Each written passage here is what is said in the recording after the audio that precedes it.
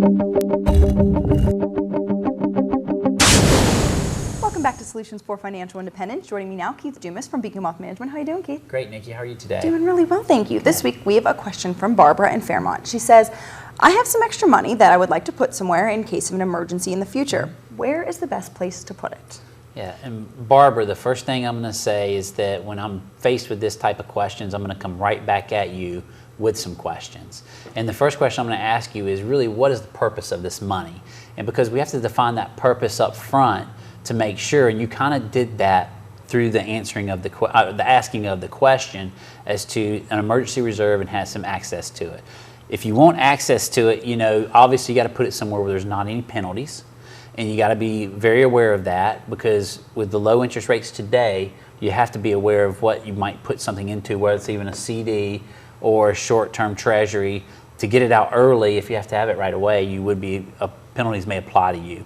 The second thing I'm going to ask you is that some people always come to me and say, well, I would like to put that into the market, even though it's an emergency reserve. The only problem with doing that is that, yes, you obviously have an upside potential in that market, but the problem is that you don't have, but you also have a downside potential in that market. And when the time arises that you might need that money, and if the market's down and there's not as much there as you need, then you've put yourself in a bad situation.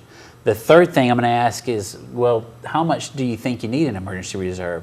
And the way we calculate that is really through net income, through what you earn on a monthly salary. So, for example, if you earn $2,000 a month net income, then you're going to need somewhere between 6 to 12 months worth of savings to keep you afloat in times where you are in the process of changing jobs, an unexpected layoff, or just any type of unexpected need to leave work, and those types of things. How exactly do you determine how many months of an emergency reserve that you might need? I'm sure it's different for everybody. Sure, it is different. And the way we determine that is we just use a general rule of thumb, and that rule of thumb is that if you are one person on an income in a family, or just a single person, it's going to be 12 months worth of emergency reserves, so 12 months worth of net income.